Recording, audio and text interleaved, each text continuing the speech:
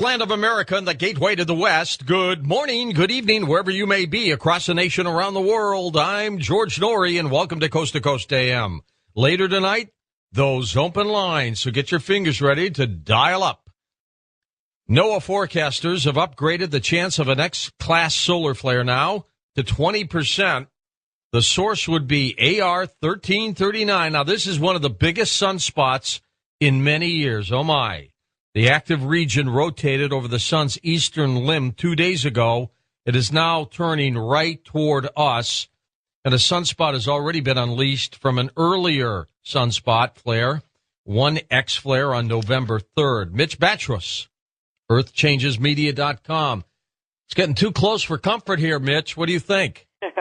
Well, I'll say this, George. Once again, your research is very good. A lot of people miss what you've just said.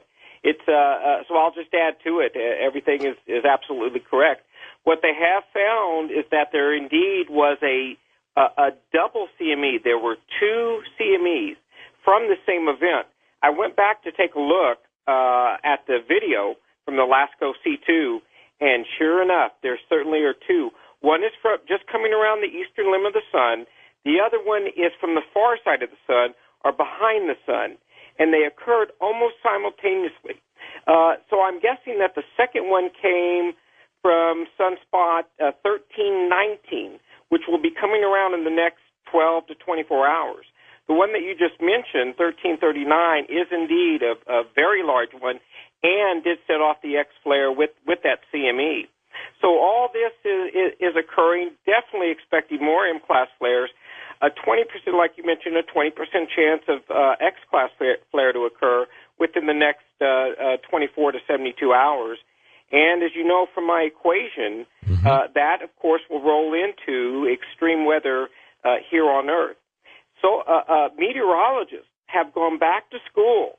Your local weathermen that you have on your TV, whatever city you're in, are going back to school being trained by NOAA with NASA influence on how to read solar weather now, and soon they're going to start utilizing solar weather as part of their daily forecast. That is a huge step. I'm so excited. It sure is. You would. Hey, what's new with EarthChangesMedia.com? Oh, we're just hammering down on this, as Cycle 24 escalates. We're really doing our research on that, and some news came out not too long ago, I think just 10 days ago, about abiotic oil. And perhaps you and I can have a little chat about that in the near future.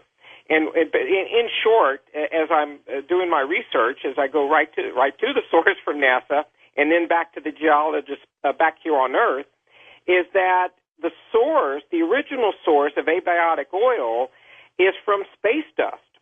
And that's what they're finding. And in short, George, instead of the thought of fossil fuels of millions of years, even thousands of years to make, they're saying this resupplies itself within weeks. Well, that's amazing. Okay, Mitch. Oil. Let's talk about that a little bit later on. Thanks for monitoring the X flares. Here we go. Earthquakes, by the way, have a bigger impact on health than any other natural disasters, such as floods and hurricanes, according to researchers in the United States. There are more than 1 million earthquakes of different kinds of severity around the world each year. Can you imagine that? 1 million a year? Many of the world's major cities are on fault lines, including Los Angeles, Tokyo, New York, Delhi, Shanghai, a little bit of St. Louis, putting millions of people at risk from earthquakes. In the past decade, earthquakes have caused more than 780,000 deaths. A New Zealand toddler survives on leftovers after his mother dies in their apartment. An amazing story. "Mommy, wake up," said little Shyla Silberry, telling a family friend and police who came on October 21st to the apartment that she shared with her mother, Lauren Silberry, a 28-year-old. Police talking to the little one through a little flap in the door persuaded her to climb on a chair and open a chain on the door. Shyla's uncle, Pete, says that the little girl ate lasagna, drank milk from the refrigerator, cuddled with her teddy bear, while the mother was dead for a few days. The toddler treated at a hospital, dehydration, diaper rash, now healthy. Autopsy will determine the cause of the mother's death. 6 men locked away in steel tubes for a year and a half to simulate a mission to Mars have emerged from isolation, and they're all okay. The Mars 500 project, undertaken at a Moscow institute, was intended to find out how the human mind and body could cope on a long-duration flight. The crew has now been taken away into quarantine for medical checks. Robert Zubrin, an expert on Mars, is with us. A year and a half at $8 an hour. Robert, could you do that? Well, a lot of people can do that. In fact, people have been locked in camps in Moscow for a lot longer than 500 days in the past for other reasons. In the gulag. Yeah, that's right. But let me tell you, George, I mean, so this confirms what we already knew, but there is some very big news about Mars that people need to know. The Obama administration has canceled NASA's robotic Mars probes that were scheduled for 2016 and 2018.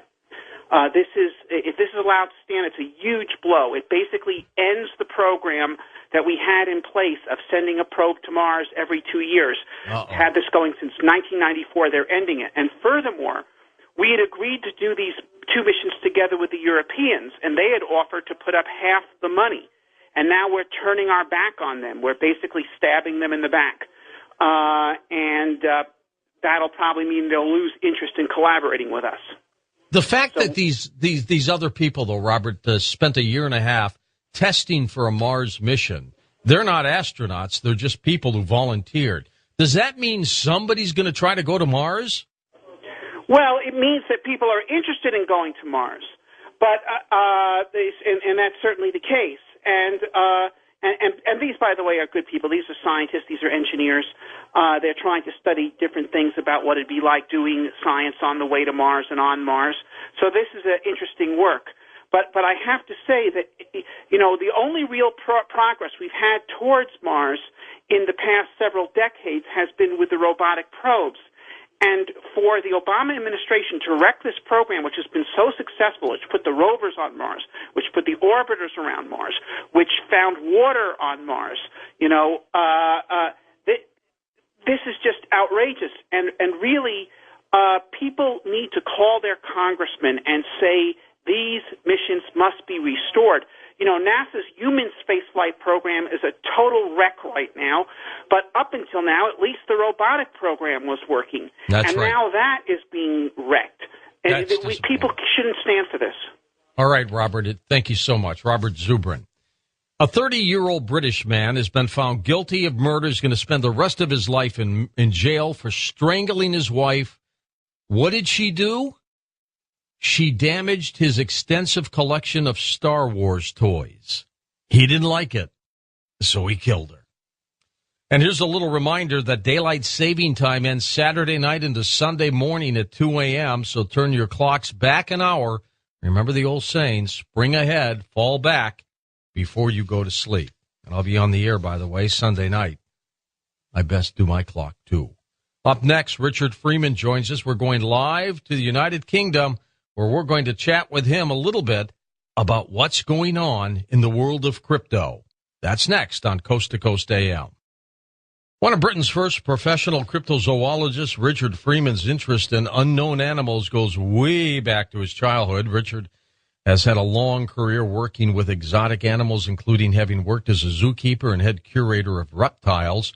Richard has also worked in several pet shops and at an animal sanctuary, and his work has taken him to the remote jungles, rivers, caves of northern Thailand in search of Naga, a giant crested serpent. And Richard, of course, our special guest tonight for a few hours on Coast to Coast. Hey, Richard, how are you? I'm fine, thanks. How's yourself? Good to have you with us. What was it like, by the way, working at a zoo? Did you ever get bitten by any of these creatures? Oh, I've been bitten by all sorts of things. Lungfish, various lizards, parrots, lemurs, a python, a venomous snake once, but that was in an exotic pet shop rather than a zoo. All sorts of things have taken bites at me. Luckily, never a crocodile. Is it fun doing what you do? Being a cryptozoologist, it's great. It can be arduous. It can be dangerous.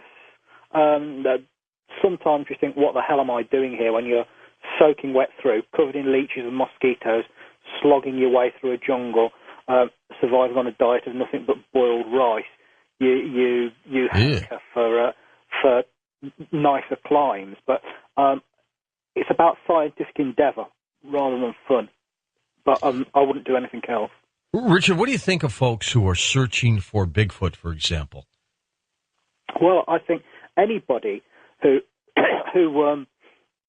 takes time out to look for these things and do it properly and consider that they might exist and put their own time into doing it, then they deserve credit and they deserve support. I think so, too. Yeah, I have always had a fascination with animals and creatures and just never had the time or the guts to do what you do. But it's an incredible profession for people who go ahead and do that. You've got a book out called The Great Yokai Encyclopedia, the A to Z of Japanese monsters. What is a yokai? Well, yokai is quite a broad term. In Japan, it covers ghosts and monsters in general, supernatural beings. So it can be anything from a 1,000-foot-long dragon to a dog with shape-shifting testicles, a cat that animates dead bodies, a ghost, and every kind of bizarre entity you can think of. Japan has just the strangest, the weirdest, the most mind-bendingly freaky folklore of any country on earth. And that's up against some stiff competition. But Japan is unbeatable for weird spooks and weird monsters. Why is that, Richard? Well, it's such a rich cultural tapestry. There's probably a number of reasons for it, but I think the main underlying reason is Japan's unique history. And before the modern Japanese arrived on the island, it was first populated by the Ainu around about 10,000 years ago, possibly even more, in the Jomon period, maybe as far back as 14,000 BC.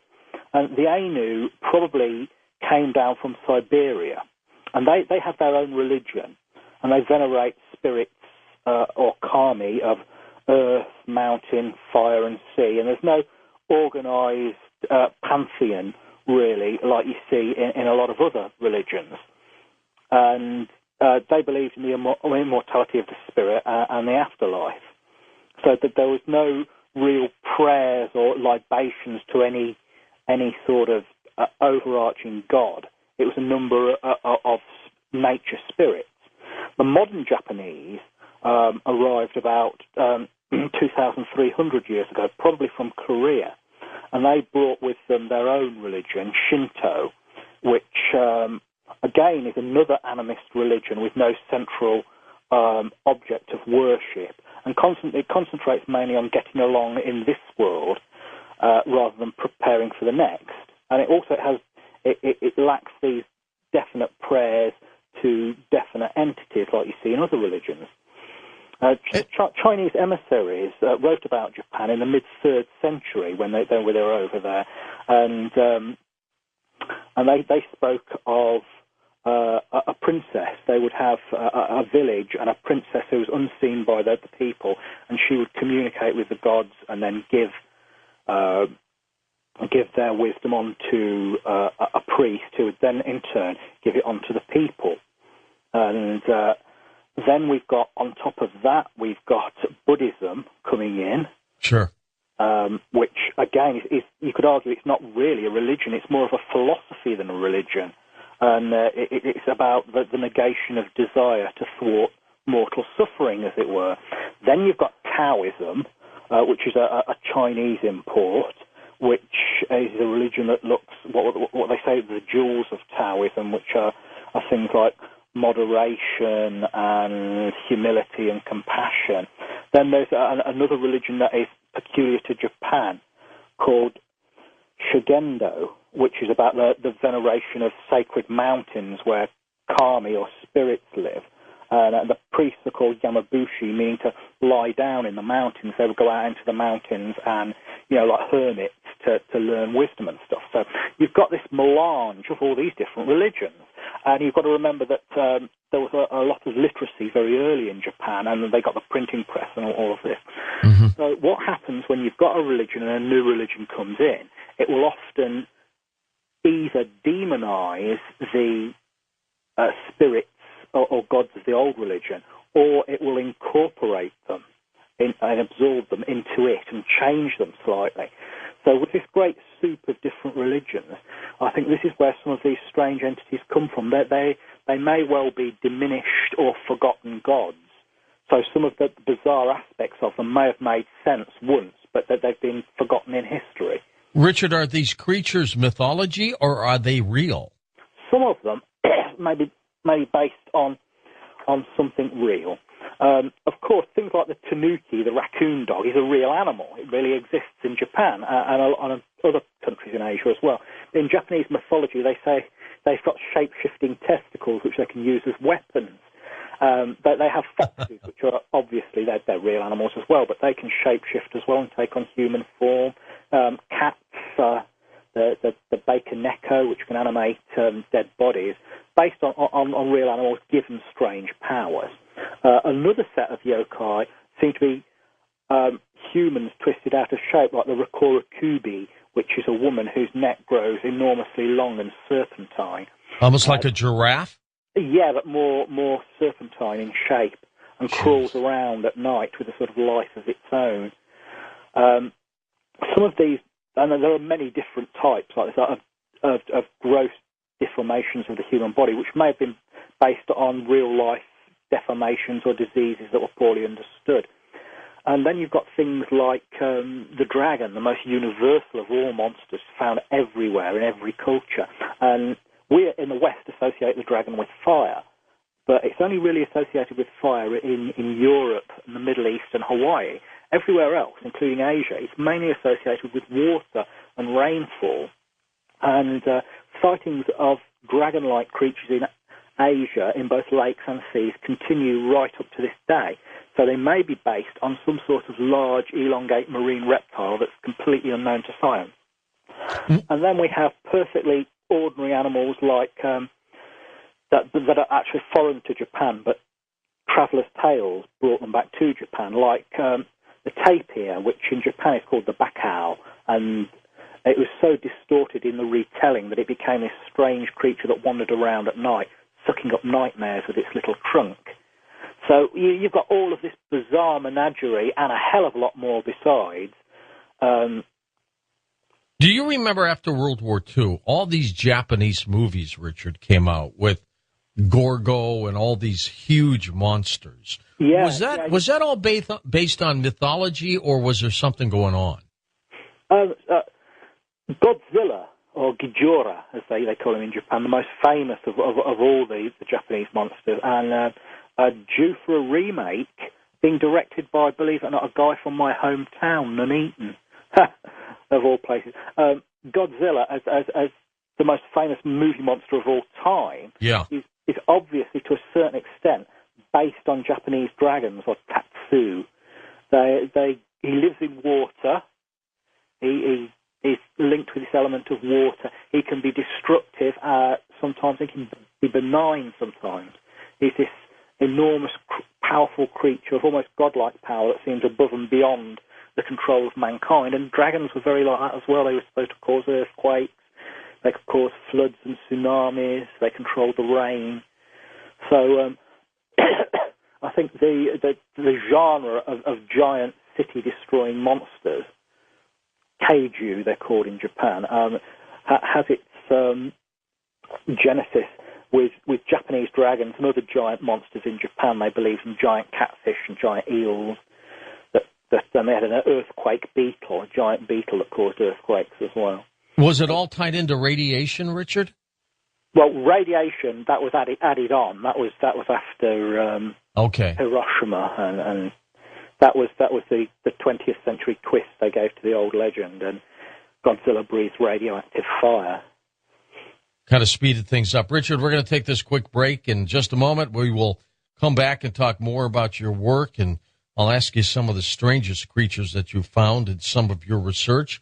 Later on, we'll take some phone calls as well as we talk with Richard Freeman, a cryptozoologist. I'm George Norrie. We'll be back in a moment on Coast to Coast AM. We'll find out why the world quickly becoming members of the Coast Insiders Club for less than 25 cents a day. And you can, too. Simply go to coasttocoastam.com. Right there at the top of the homepage, click Coast Insider and join the club. Back with more with cryptozoologist Richard Freeman on Coast to Coast AM. And welcome back to Coast. I'm George Norrie, Richard Freeman with us. Richard, what is the strangest creature that you've researched? The strangest creature that I've personally researched, or the strangest creature in my great yokai encyclopedia? A little bit of both, maybe. Well, that's quite a good question. There are a couple of contenders for the strangest yokai.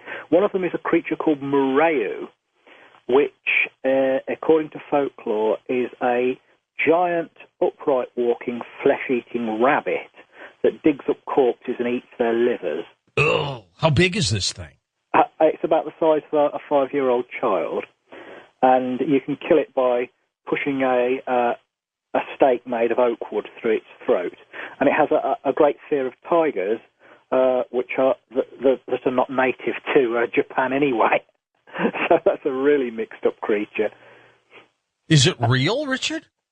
No, I don't believe something like that's real. Apparently, the stories of this creature came originally from northern China, so it may have been some sort of garbled Chinese whisper sort of thing of some kind of animal that digs up dead bodies and eats them, maybe jackals or wolves or something like that. How this got transmuted into a meat-eating rabbit is anybody's guess, but it's a wonderfully entertaining creature. And there's another one that's even weirder from the folklore of the Ainu, and it's called Atsuki Kakura. What's it called? It's called Atsuki Kakura, and it's a giant whale-sized flesh-eating sea cucumber that grows out of the discarded knickers of a girl. Oh my God! Thrown into the sea. Discarded knickers of a girl. Yeah. All right. Of these, let me ask you: of these creatures, the A to Z's of the creatures in your book, how many are real? What's the percent of real versus myth? Oh, it's hard to say. The really bizarre ones, like there's a thing called Baker Kajura, which is a zombie whale. They have a zombie whale. Only in Japan could they have a zombie whale. And they have vampire weasels as well. Some of them are clearly folkloric, but how they came to be, how the belief in them came about is anyone's guess. Some of these really weird ones. Some of the ones, like the Tengu, which are birdmen, seem to have something to do with the old animist gods of the Ainu. Other ones, like the Tatsu, the Japanese dragons, and things like Hybergon, which was an ape-like creature that was seen in Japan in the 70s and 80s, may have some basis on some real flesh and blood animal.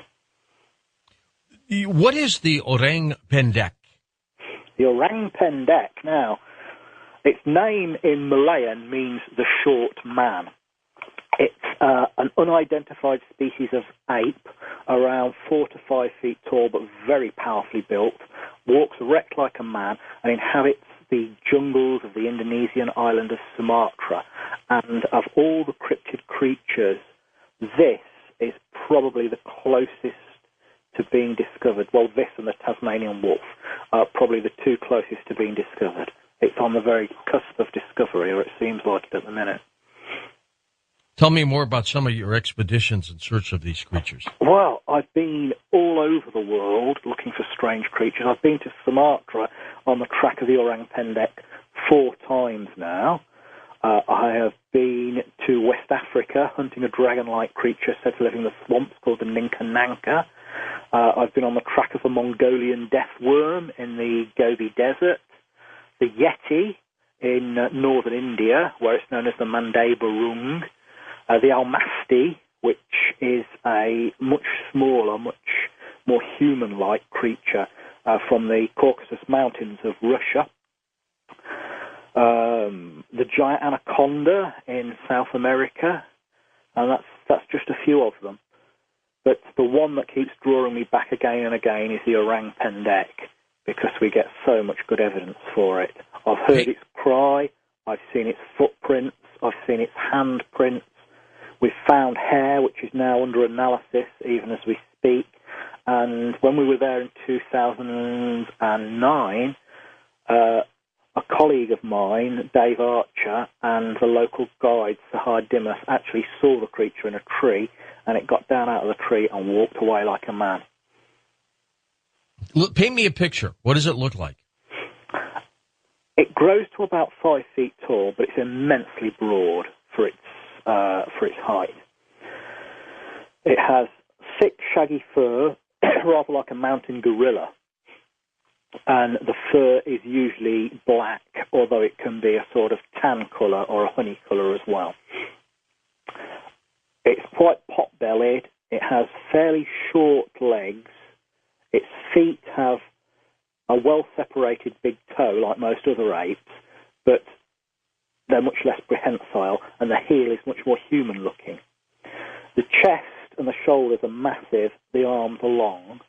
The face is somewhere between a gorilla and an orangutan in its shape, but the eyes apparently are startlingly human-like. It's Nice. Solitary, lives like orangutans. It lives solitary rather than in groups like gorillas or chimps. And it's found in the jungles of western Sumatra. Richard, mainly on the forest floor. let me ask you about some creatures that are, people are searching for now, and I want to get your take on them. Yeah. Of course, Nessie. What do you think of the Loch Ness Monster? It depends on what you define as a monster. If you're talking about some sort of prehistoric reptile in Loch Ness, then it's more likely to be Elvis in a rubber suit. It's just a non-starter. It could be some large kind of fish. The thing that makes most sense, as far as I can see, is a mutant strain of the common eel. If you scale an eel up to about 25, 30 feet, you've got your Loch Ness Monster. Eels live in fresh water, the European eel, and then when they're ready to breed, they'll go to the Sargasso Sea, which is off the coast of Florida. They'll breed and they'll die. Then the babies, which are called leptocephalus, follow scent trails back to the ancestral waters, and the cycle goes round again. But occasionally you get something called a eunuch eel, which is sterile. Nobody knows why they're sterile, but they don't sexually develop. They stay in fresh water, getting older and older and bigger. No one knows how old or how big they get. How about Bigfoot? Bigfoot, it's probably one in the same species as the larger kind of Yeti that is found in Tibet, Bhutan, and northern India. The description sounds very much the same. It may have crossed over the Bering Strait when there was a land bridge. I'm completely convinced of the existence of the Yeti. The creature in the Patterson film, having worked with apes myself, I think there is no way that's a guy in a monkey suit. It has the presence of an ape. It's something that's hard to describe unless you've worked with gorillas and things. Great apes have a certain presence about them, and this thing has the presence of an ape. What do you think of the chupacabra? The chupacabra is a sort of bogeyman. It's made up out of all sorts of different things. Any unexplained animal death will be blamed on the chupacabra. My colleague Jonathan Downs from the Centre for Fortean Zoology has studied this creature extensively. He's been out to Puerto Rico and Mexico and the southern states of the US many times on the trail of it, and he's done autopsies on alleged victims of the chupacabra, and he says what's attacking the smaller livestock, things like chickens and the small goats, are actually imported mongooses. He says the things with the spines down its back that people see might be an undiscovered species of New World porcupine. Well, how about the thunderbirds, these large birds that people reportedly see? The thunderbird, that's a tough one. Yeah. Because think of just how popular a pastime bird watching is. Now, think of all the bird watchers in North America out with their binoculars all the time. Mm-hmm. If there was a population, and you need a population, you can't just have one immortal bird. a population of birds with a wingspan of 20 to 30 feet, they would have been discovered, I think, decades ago, and probably sadly hunted into extinction. I think the original legends may have been a folk memory of the teratons, giant New World vultures that lived till about 10,000 years ago. I would be very surprised if there's anything like that around today. I'd be delighted, but very surprised. Isn't it amazing, though, that whether these creatures are real or not, the fact that so many people reportedly see these things, they're seeing something, Richard, aren't they? Something. Yeah, they're seeing something, but a lot of the time it's hard to judge when something's up in the sky just how big it is and how far away it is. I mean, there are certain stories that gives you pause for thought. You think, well, what the hell's happening here? Like the Marlon Lowe story. There's a young boy called Marlon Lowe. I think he was about 7 at the time. He was in Lawndale, I think, Illinois. Yeah. I think the year was 77, if memory serves me right. And he was attacked by a huge bird in his backyard. It was taking him away, wasn't it? Yeah, it lifted him and it carried him for the best part of 100 feet before dropping him. And he was a red-headed boy, and his hair turned white with fear. So something happened to that kid. Something happened to him. But no known bird, not just in North America, but anywhere in the world, no known bird, flying bird, is strong enough to lift a boy that large off the ground. Even biggest eagles, the Philippines monkey-eating eagle, the South American harpy eagle, the biggest they can take is spider monkeys, less than half his weight. What would they have done with him? Were they going to peck him to death, eat him, drop him in the nest? It looked like a predatory attack, whatever they were. But this is one of these baffling cases. You think, yes, something happened to this kid. Obviously, something frightening happened to him because his hair wouldn't have turned white. That is amazing. Yeah, we've heard that story, and I think the mother came out and tried to swing at the bird with a broom and things like that. What a horrible feeling, huh? Mm. How'd you like to see your kid being taken away by a massive bird? Incredible story. Well, now, tell me about the Great Yokai Encyclopedia. Where do we get your book, Richard? Where's it available? Well, the Great Yokai Encyclopedia, you can pick it up. The best place to pick it up is from the CFZ website, which is www.cfz.org.uk. Or, as you pronounce it in the USA, CFZ. So www.cfz.org.uk. You can get it from there. Of all your travels, which place for you has been one of the strange places?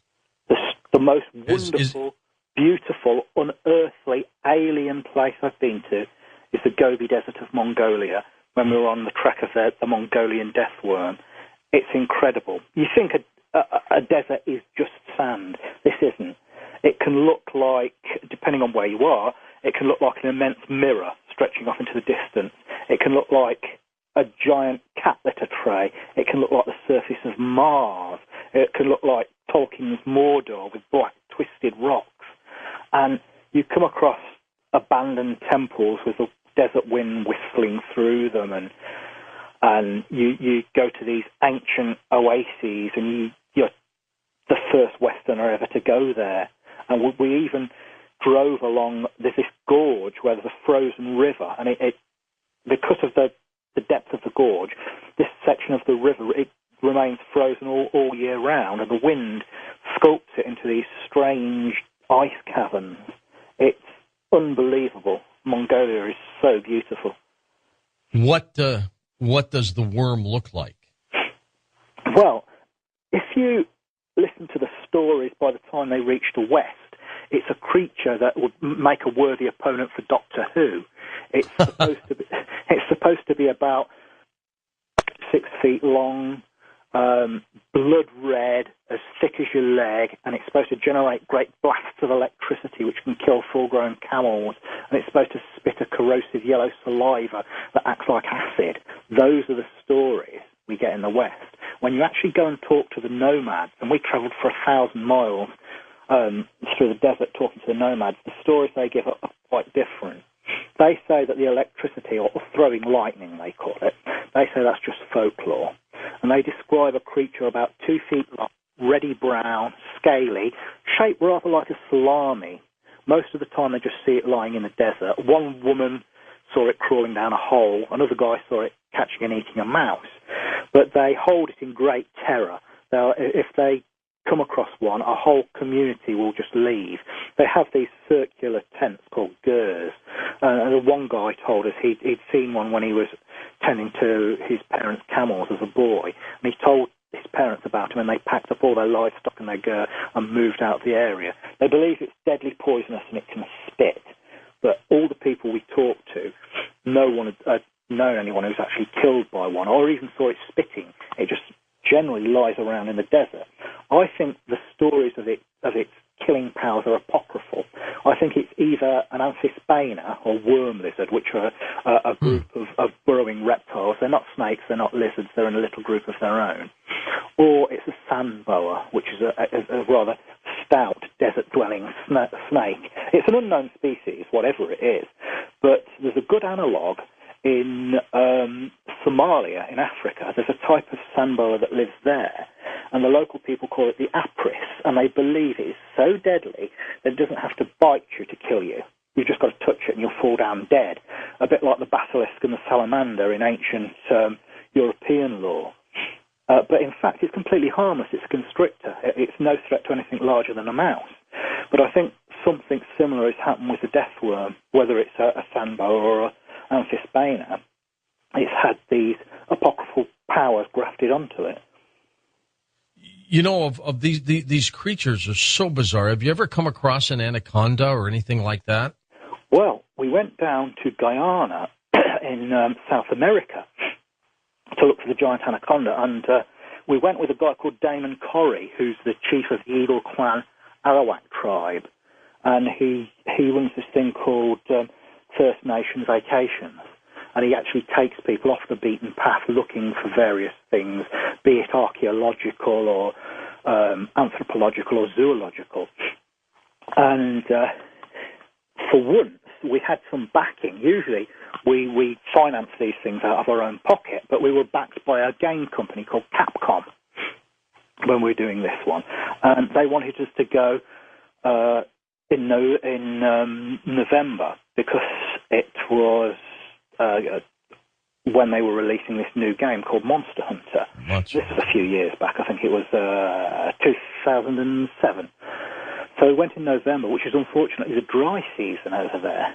And also they were experiencing a terrible drought, and the local people said even they didn't remember it being so hot. So they couldn't get to the very remote lakes where these giant anacondas were supposed to be. We heard some of the stories. Damon Corrie said that some tribesmen had been out hunting and they'd seen an anaconda so vast they just ran away. They were terrified of it. And I pointed to this fallen tree, and which was about 40 feet long, and they said it was longer than that. Wow, that's huge, isn't it? Yeah. There are stories of them over 60 feet long in the swamps. Do they eat people, Richard? One that size would have no trouble eating a bull or a stallion, let alone a human being. Oh, my God. Easily devour a human being. Are they aggressive? Are they aggressive? Anacondas, they can be, yes. I've kept anacondas. They can be quite snappy, yeah. And there's in the same expedition, we heard stories about an undiscovered race of pygmies that they call the Bushmen, which are supposed to go naked in the grasslands and the forests and paint their faces red, and they're completely unrecorded. Apparently, they like to steal tobacco.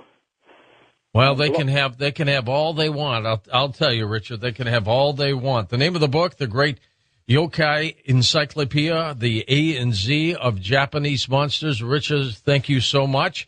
And a little surprise. Well, up next on our Friday into Saturday morning surprise for you, the greatest story ever born and the storytellers behind it.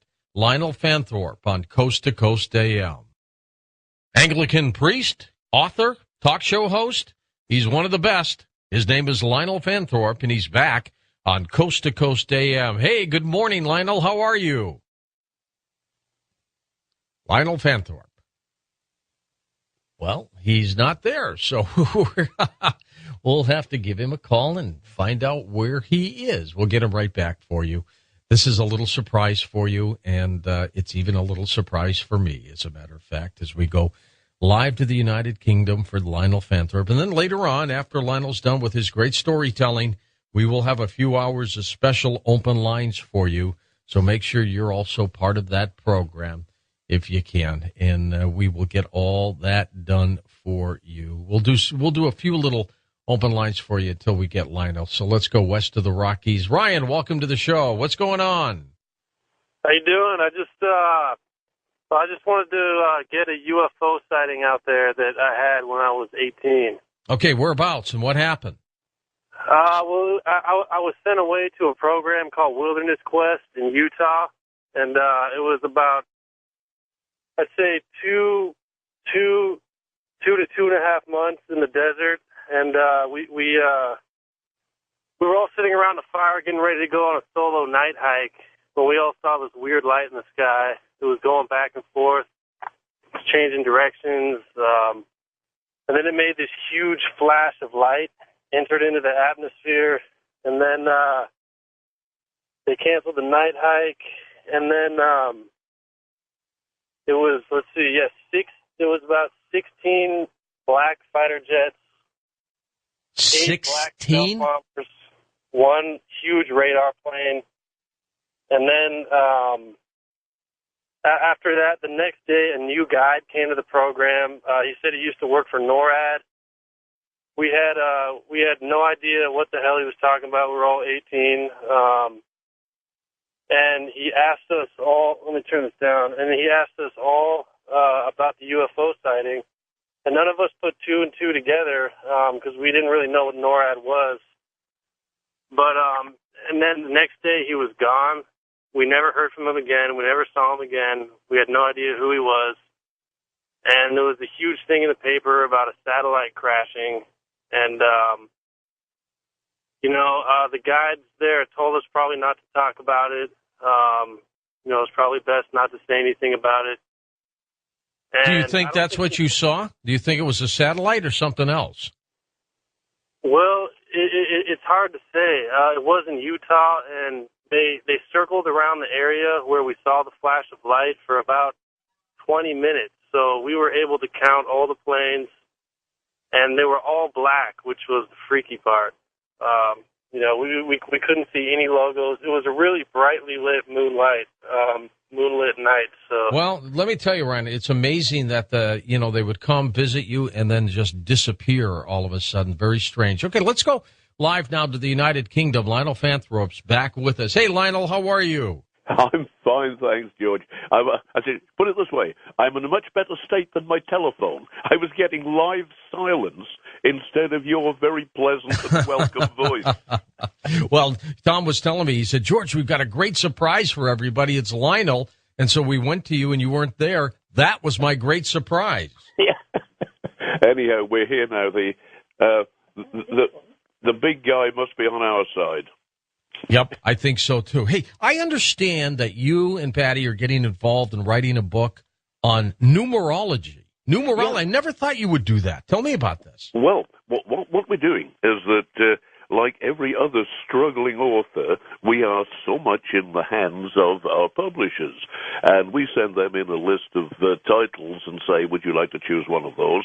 Numerology wasn't even on our list, and they came back to me. They're a great company, lovely working for them, but they have their own kind of think tank, and from their think tank, there came back the request to Patricia and Lionel, hey guys, will you do a numerology?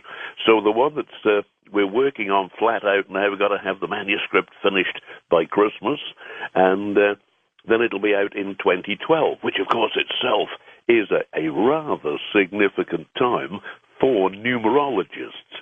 Now, it sure is. See, if we think of some of the ancient Hopi prophecies, where they use the elder Red Crow, who was an extremely wise man, he takes the 2012, and of course in numerology what the practitioners do is to add up the separate digits. So that comes to a 5 when you get the 2012, and this in the Hopi tradition, which goes back centuries and has been worked on by many very wise thinkers. This is a year of change. It's a kind of end of an age, and new things are coming. That's one of the things which numerologists look into. And in another, the strange thing about numerology we discovered, we've been researching it like beavers all the time. Well, you know, we're coming up next week on 11-11-11. You talk about numbers, huh?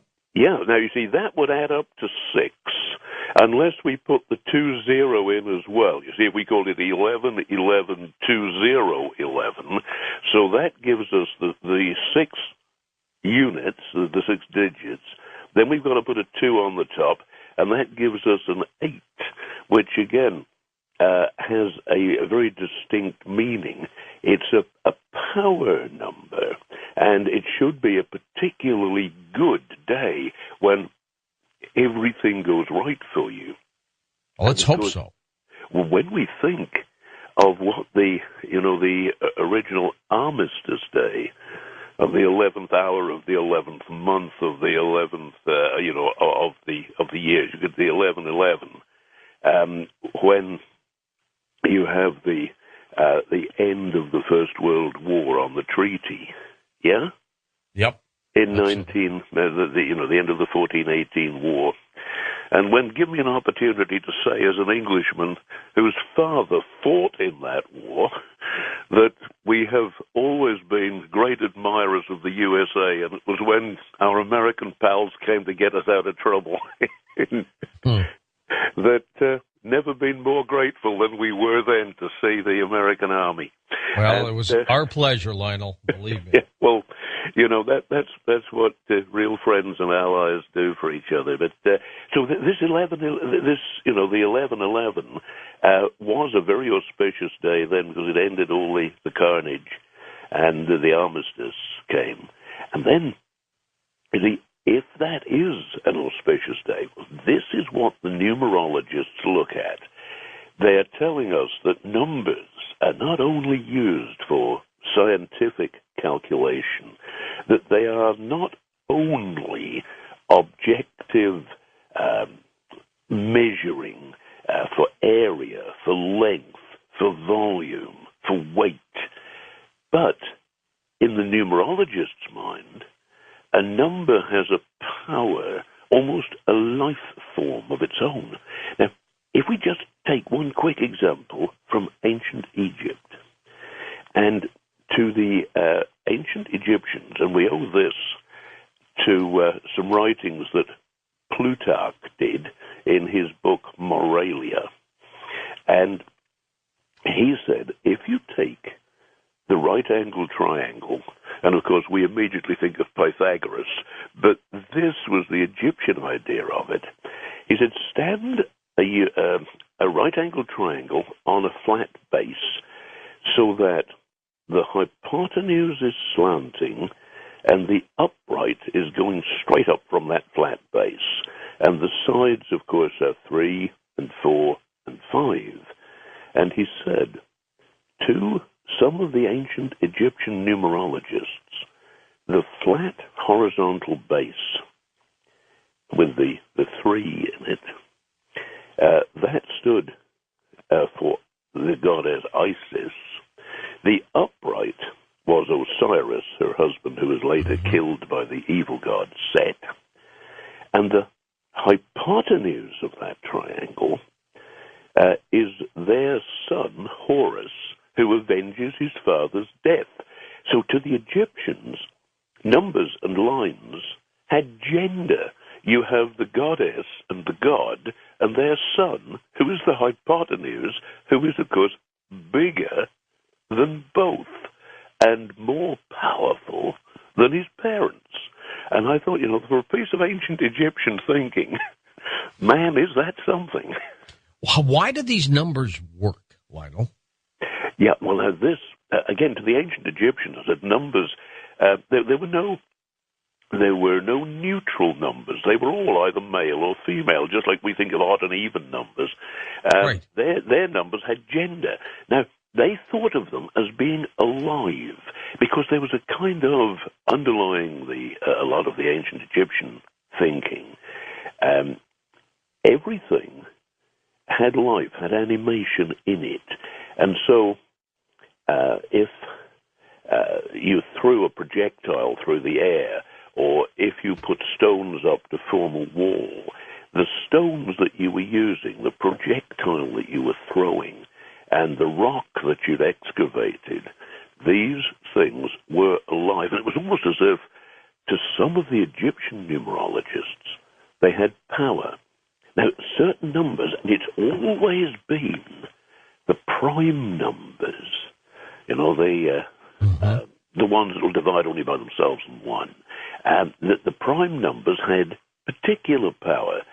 And we will find, even today, with some of our modern sportsmen, that an international star in any international game where the shirts are numbered will go for, if he or she can, they will go for one of the prime numbers. They would like to be, say, number 23, which is a particularly powerful prime.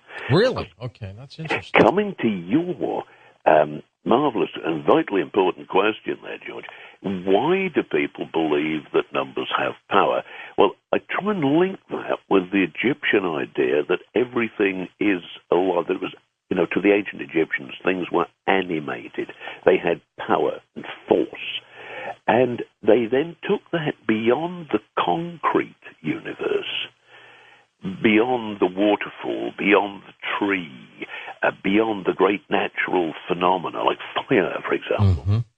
And they would say that a number, although it was abstract, had a power, had life inside it, just in the same way that a rock or a river or a storm had life inside it. And from this, numerology, the chapter I'm working on at the moment is on the history of numerology, and that's gone right back to some of the ancient, most ancient ancestors, Cro-Magnon, among others, who have left behind them certain sticks and bones, usually a bone because that's preserved better, with little grooves and notches cut into it. And one of these, which goes back thousands of years, many thousands of years, looks as if a very ancient prehistoric numerologist was cutting little grooves in it to represent what we now call prime numbers.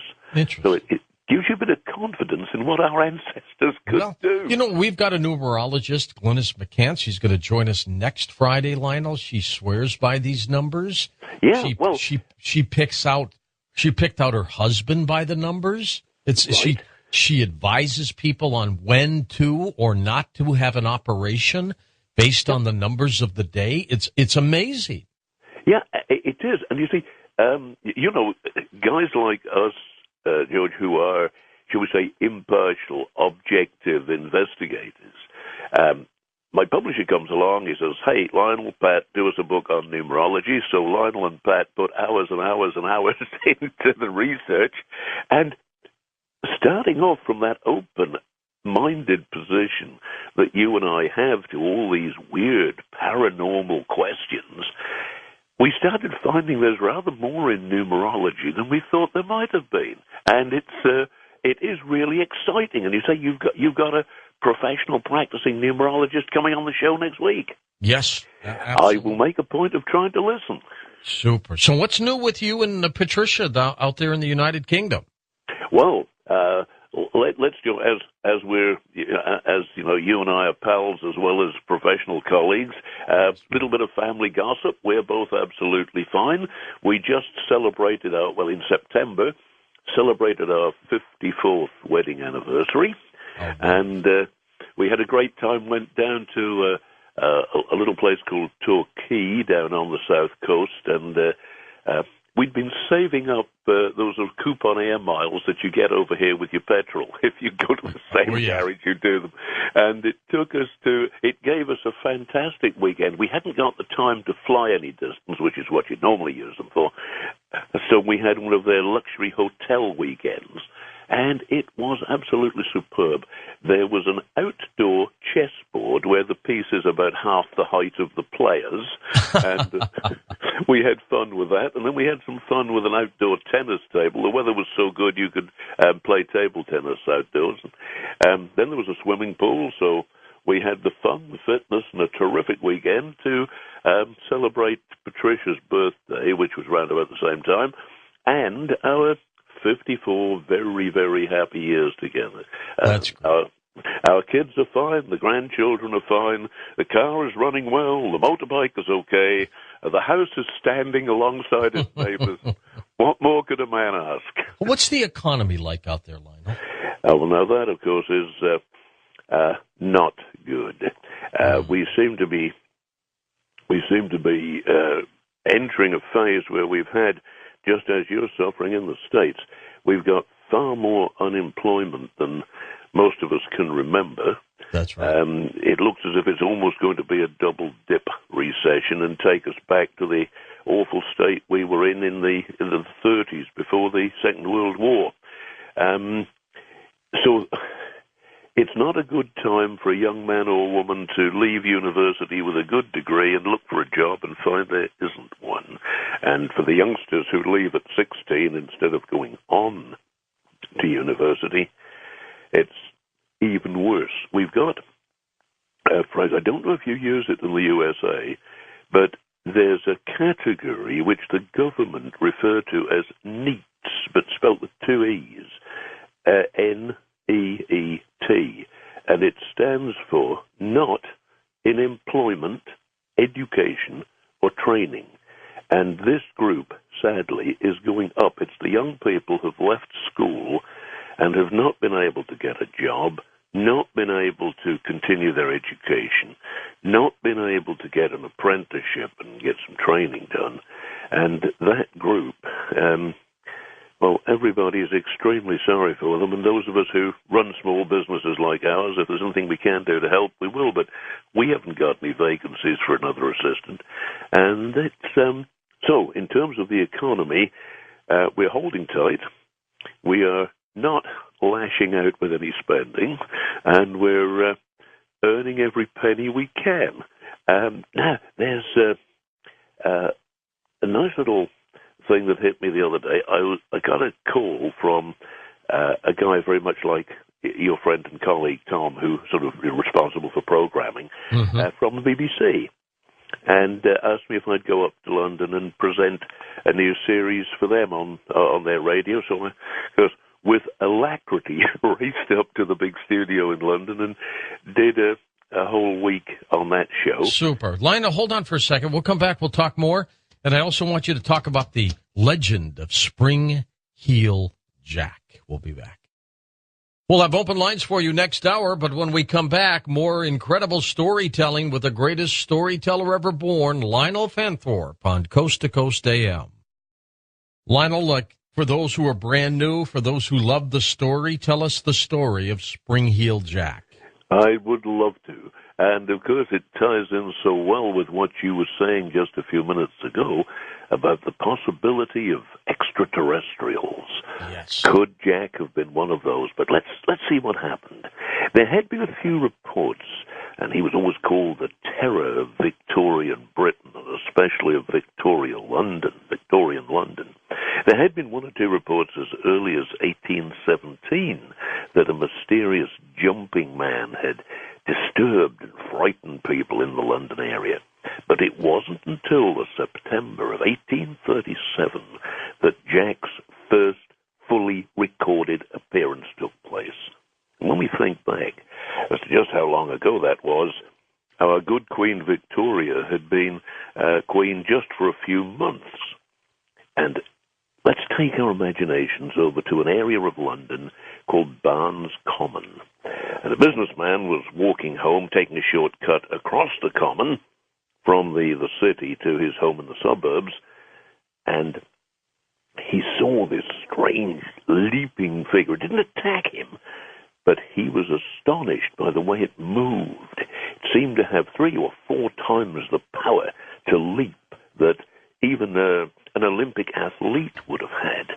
Very soon afterwards, still in the early 1830s, he attacked a London girl. It was a youngster, Polly Adams.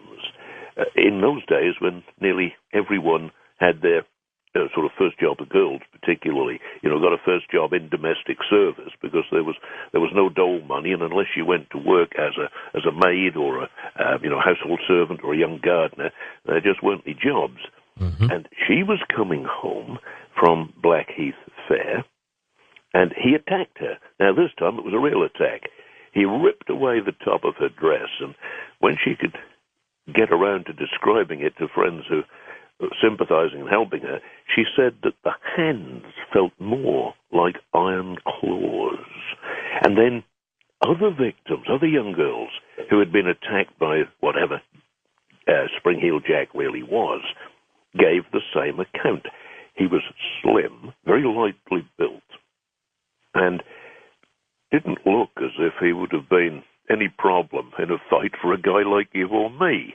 And despite being so thin, he appeared to have abnormal strength, not just in the legs, but the arms, the upper parts of his body were also very powerful. Some of the witnesses said that they had noticed, when there'd been enough light to see their attacker, that he had pointed ears. And this was a long time before Mr. Spock of Star Trek, of the Enterprise. Yeah. And then in later attacks, victims were hurt by blue and white flame that he seemed able to spit from his mouth. And some of the later victims were temporarily blinded by them. Now, another young female victim was Mary Stevens. She was a servant, and she was walking back to Lavender Hill. She'd had a few hours off and had gone home to Battersea to visit her parents. And there was a short cut which had the rather unpromising name of Cutthroat Lane. The name of the lane was a bit of a warning to anybody going that way. You're likely to get mugged down here and possibly killed. Anyway, brave little Mary Stevens was walking that way when she was seized. The attacker was tall, thin, and his arms were abnormally long. He held her helpless, in a grip like a vice, and her screams and struggles attracted help. And you could imagine if you or I heard a girl screaming for help and saw this sinister-looking object, we'd be there like a shot. Let's get the kid out of this. Exactly. And her screams and struggles, as I said, attracted help. And then we had another of Jack's trademarks. He gives a demonic laugh, bounds away, and while 2 or 3 of us are chasing the blighter, he leaps over a wall, and then, according to some witnesses, over the side of a house. Now, even allowing that it was a small house, let's say it must have been 20 feet high at the absolute minimum. Now, who can do 20 feet from a standing start? Man, I'd love him in my team. And then another piece of interesting evidence was that where he had made an attack on someone on a place like a park, he left deep footprints when the soil was soft and damp. And he'd attacked another woman in Clapham churchyard, and those mysterious footprints were there. Now, we come to the theories about who or what he might have been. Now, if we allow for a little bit of exaggeration from the witnesses, suppose that he had been a strange but very powerful human athlete. There was a guy called Henry de la Poor Beresford, and he was the Marquis of Waterford. During his days at Eton and Oxford, he had been an outstanding rower and a very formidable boxer. So he had from those early sporting days, the strength and coordination that would have enabled him to do at least some of Spring Heel Jack's minor feats. But how high was he able to jump? Well, of course, he couldn't have jumped. He couldn't have jumped as a normal human being to the heights that Jack did. But a lot of people were suspicious of him. He was, should we say, in the days when he'd been at college, and it was also suggested that he might have been slightly brain damaged. He was very eccentric. He and his pals would gallop through in their carriage and throw eggs at people on the sidewalk. And in 1837, he went out with the pots of red paint because he was taking literally the expression, let's paint the town red. And they painted not only various buildings, but they actually painted a night watchman who eventually recovered. But that was the kind of crazy thing that Beresford did. Now, on one occasion, one of the victims, claimed that underneath Jack's cloak, they had seen a sort of top garment with the letter W, a tunic with a W on it. Did that W stand for Waterford? But he died in 1859 following a riding accident, and Spring Heel Jack was still creating havoc as late as 1904. So that's nearly a half a century after Waterford was dead. And then we look at some of the other crazy theories, because he's really genuinely unexplained. And somebody thought he was a mentally ill circus acrobat, but even then he couldn't have jumped over a house. Some said that he was a fire eater from a sideshow. One of the theories that I always chuckle at is that somebody had trained a kangaroo, dressed it up. Huh. And but to speculative thinkers, that's a push, though, isn't it? Yeah, this is. But these were all the theories. You know, when you get a mystery, somebody will come up with a theory, and there's always more theories than mysteries. And the thing that goes through my mind is that Jack could have been an extraterrestrial. If you remember some of those science fiction stories that we all enjoyed about an Earthman going off to a planet with a lesser gravity, all those Martian stories of Thuvia, Maid of Mars, and Warlord of Mars, by the same guy who wrote the Tarzan books, Edgar Rice Burroughs. And because the Earthman came from a high-gravity planet relative to the Mars where he was having the adventures, he was pretty well twice as strong as the Martians. Now, if we could imagine that Spring Heel Jack was an extraterrestrial humanoid alien who had come from a distant galaxy, had come from a planet where the gravity was 4 times that of Earth, then whereas man in the street could probably jump 3 or 4 feet from a standing start, Jack could jump 20. But it's an amazing story. It's a great story. I think that, you know, for a piece of research, I've featured him in various short articles. And, you know, I know that our listeners here on Coast to Coast always enjoy the story of Spring Heel Jack.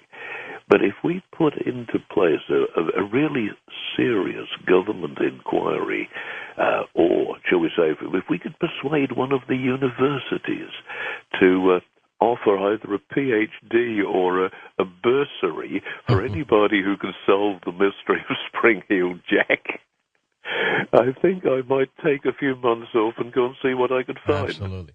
Do they still talk about the story of Jack the Ripper there? Oh, yes. Yes, Jack the Ripper has never completely faded. And the two of them were contemporaries. The Ripper murders took place at the same time when Spring Heel Jack was being talked about and having his adventures. Now, Jack, although he caused a lot of people a lot of discomfort, was only responsible for 1 death. And again, you never know whether it was an impersonator, but on one of the Thames Islands, which was a very sad and miserable slum back in Victorian England. Poor little teenage prostitute was plying her trade on the island, and Jack picked her up and flung her into the water, and she drowned.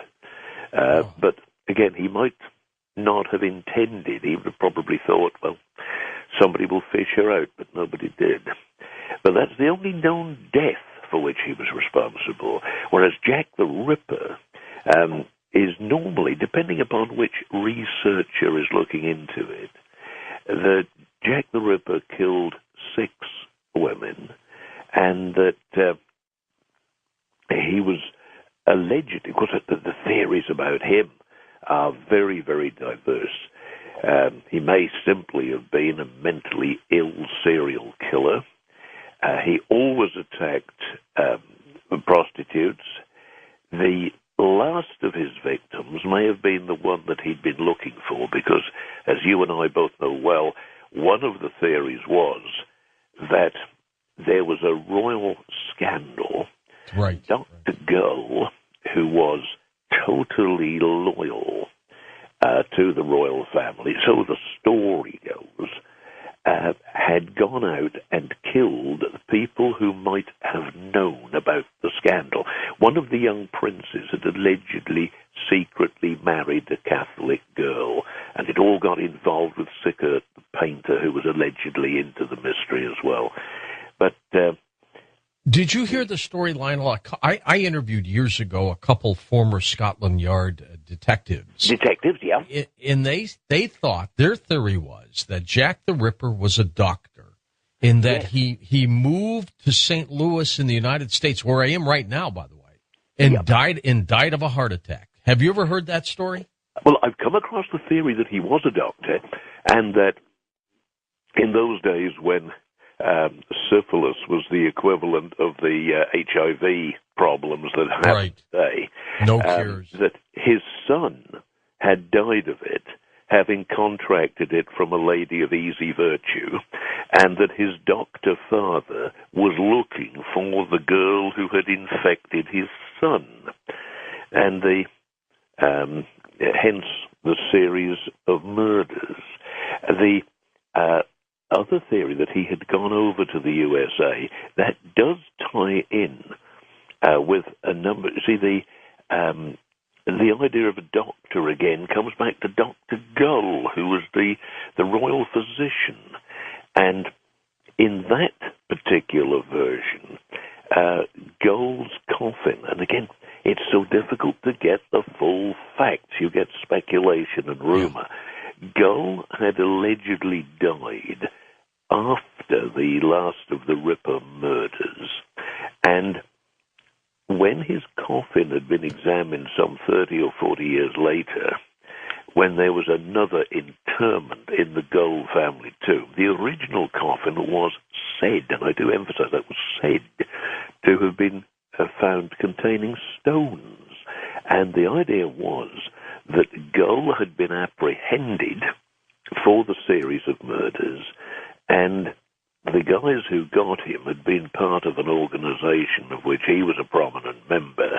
They'd protected him by putting him into a private asylum and burying a coffin load of stones. Well, whether he was incarcerated or whether he was dead and buried, the Ripper murders stopped at the same time as Gull. So it does raise so many questions. And the other theory that he went over to the States, there's a lot of evidence, should we say there is sufficient evidence behind many of the theories to leave us with this big question mark. And as you say, when you interviewed the two detectives, the homicide detectives, you would have got as close to the truth from them as anybody was ever able to get. But the two together, the Jack the Ripper and Spring-Heeled Jack, totally different mysteries, but occurring in the gloom and the sinister poverty of Victorian London. Because if you were a rich Victorian, man, you had the world at your feet. And if you were a poor Victorian, you were under the world's feet. That's a good point. Have they ever, ever uncovered stories of mad scientists running around England? Well, we do from time to time come across some really crazy stories of eccentric scientists, and the most of them seem to have been involved in the old alchemical search for gold. And once our more or less contemporary nuclear theories began to be formed in the minds of the scientists, that, just by altering the atomic structure of something, if only you knew how to do it, then you could change almost any chemical element into any other chemical element. And a base metal could, if you had the right sort of nuclear equipment to bombard it, although it would have been far more expensive than finding an honest gold mine and digging some up. But it did become, in that sense, theoretically possible. Now, before our modern science taught us that an element can be changed if you interfere with the nucleus of its atom. So the wild scientists, the crazy scientists, were the guys who believed that perhaps some of the ancient alchemists were on the track of things, and that it could perhaps be done. I was just trying to think of someone who might have had that particular power or thought that he had. And you've got various characters who claimed that they could do things of that kind and who became isolated eccentrics. There was one that we had down in the Quantock Hills who lived a very strange life and really claimed that he could do mysterious things with gold, that he could, that he gave out the idea that he'd got this old alchemical secret. And of course, if we puzzle through that, those who claimed that they had got the power might well be sponsored by somebody who said, okay, come and make me some gold, you can live in my castle in luxury and secrecy, and then once you've shown me how to do it, we'll go 50-50 on all the gold you can make. So it could well have been a con artist's method of working your way into the wealthy and luxurious household of a gullible protector. And you could say, oh, nobody comes into my laboratory, only me. Well, I'm telling you what, Lionel, it's amazing. I want to thank you for being on the program tonight. Lionel Fanthorpe, our special guest, live from the United Kingdom. We'll have his website linked up for you at coasttocoastam.com. Also, don't forget, Friday, December 23rd, we will play his 'Twas the Night Before Christmas. I'll be back in a moment with Open Lines on Coast to Coast AM. Indeed, indeed. By the way, we've got open lines for you now for a couple hours, whatever meets your fancy. Stumbled across a story today. I don't know if it's real or not. I've been looking for, trying to get some authenticity to it. I can't find it, but it's out of Rwanda. Listen to this. According to a scientific report filed by a team of anthropologists digging in Central Africa, up to 200 gigantic alien bodies entombed for 5 centuries have been unearthed. Upon the discovery, villagers urged people to flee, and some women fled screaming, clutching their babies, and off they went. And then they have some pictures of what some of these aliens look like. It's weird, let me tell you. Weird stuff indeed. Anyway, I'll be back in a moment. Let's have open lines on Coast to Coast AM. And welcome back to Coast to Coast. I'm George Norrie. By the way, if you're in the greater Los Angeles area around November 12th, for me, I've got a speaking engagement in L.A.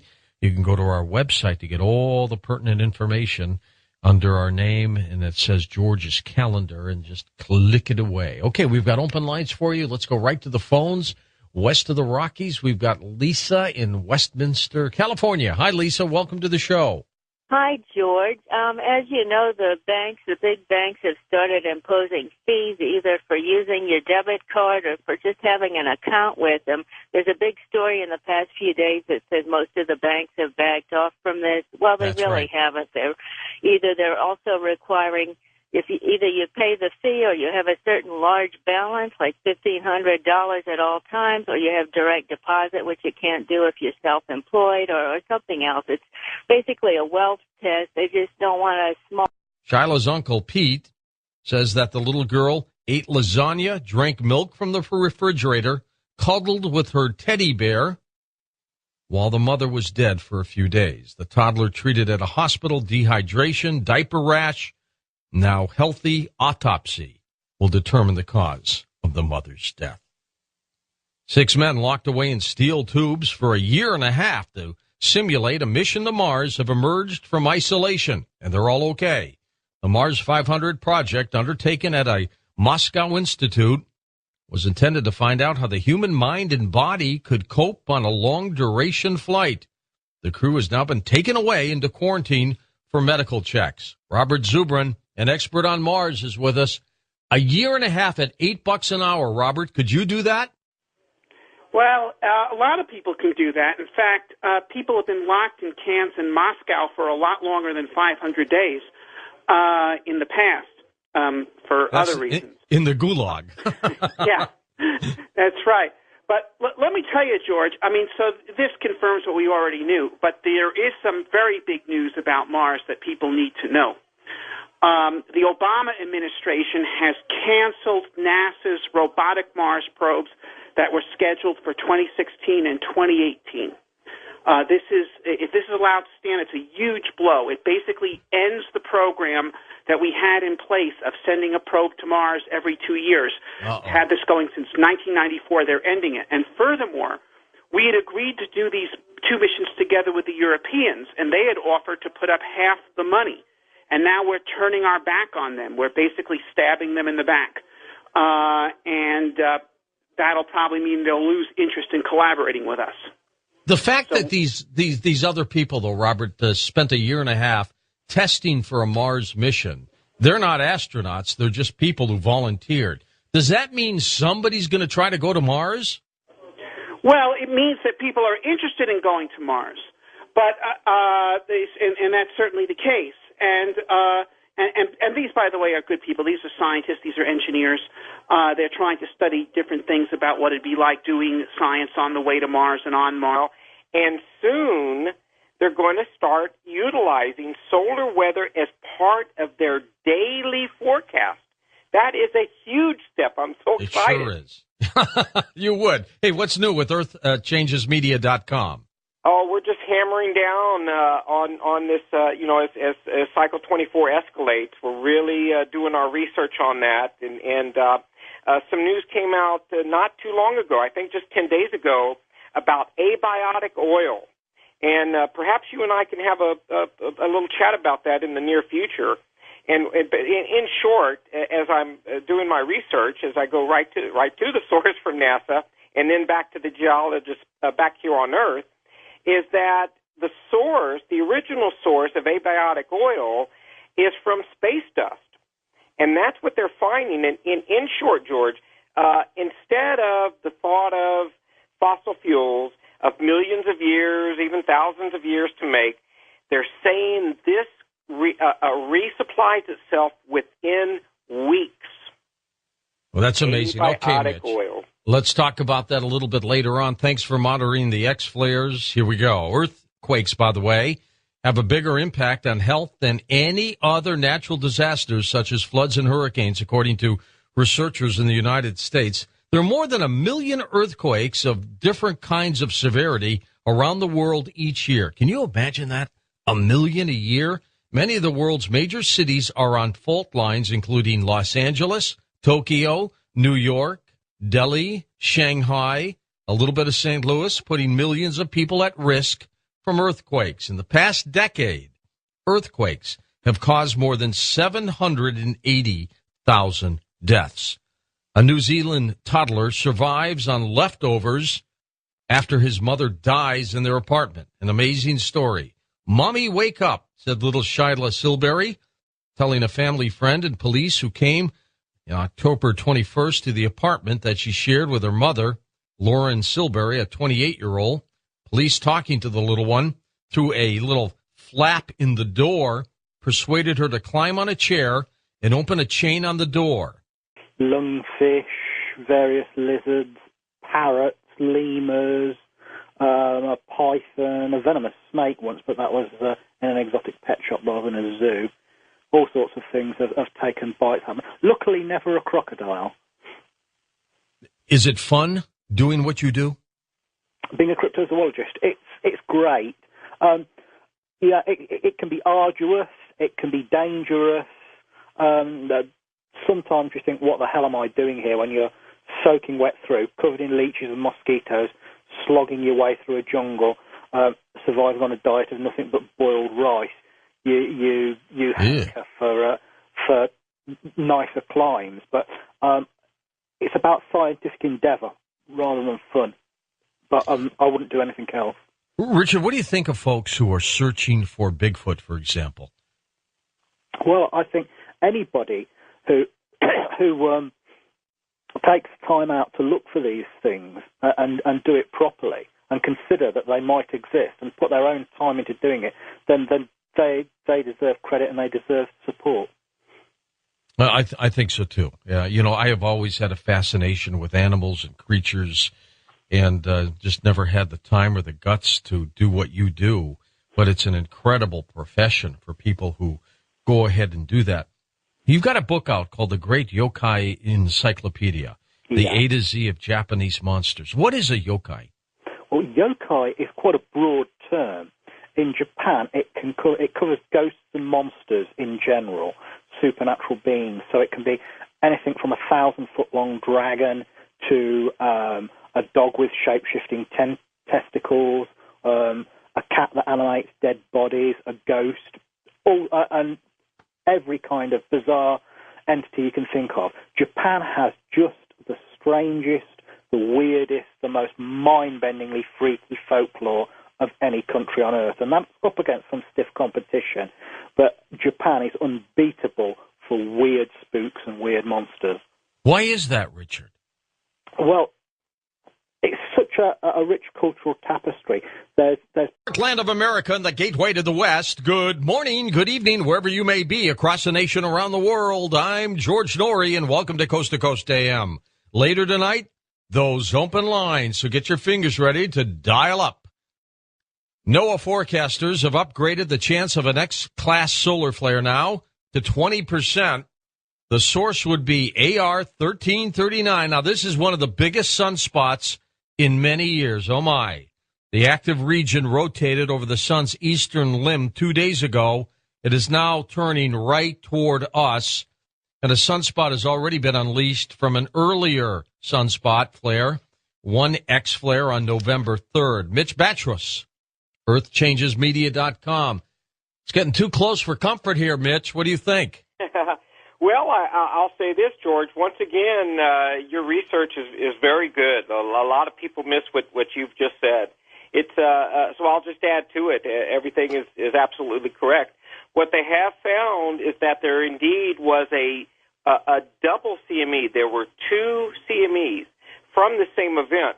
I went back to take a look at the video from the LASCO C2, and sure enough, there certainly are two. One is from just coming around the eastern limb of the sun.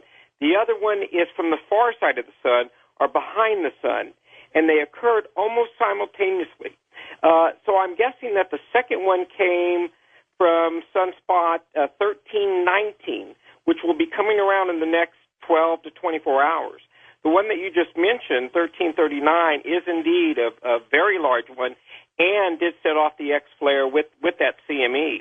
So all this is occurring, definitely expecting more M-class flares, a 20%, like you mentioned, a 20% chance of X-class flare to occur within the next 24 to 72 hours. And as you know from my equation, that, of course, will roll into extreme weather here on Earth. So meteorologists have gone back to school. Your local weatherman that you have on your TV, whatever city you're in, are going back to school being trained by NOAA with NASA influence on how to read solar weather now. So this is interesting work. But I have to say that, the only real progress we've had towards Mars in the past several decades has been with the robotic probes.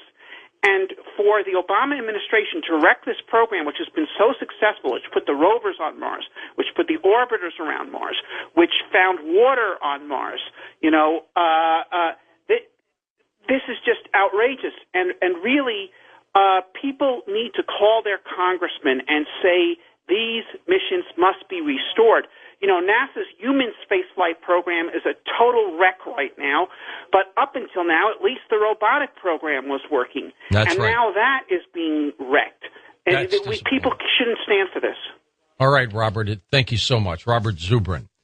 A 30-year-old British man has been found guilty of murder. He's going to spend the rest of his life in jail for strangling his wife. What did she do? She damaged his extensive collection of Star Wars toys. He didn't like it, so he killed her. And here's a little reminder that daylight saving time ends Saturday night into Sunday morning at 2 a.m., so turn your clocks back an hour. Remember the old saying, spring ahead, fall back before you go to sleep. And I'll be on the air, by the way, Sunday night. I best do my clock, too. Up next, Richard Freeman joins us. We're going live to the United Kingdom, where we're going to chat with him a little bit about what's going on in the world of crypto. That's next on Coast to Coast AM.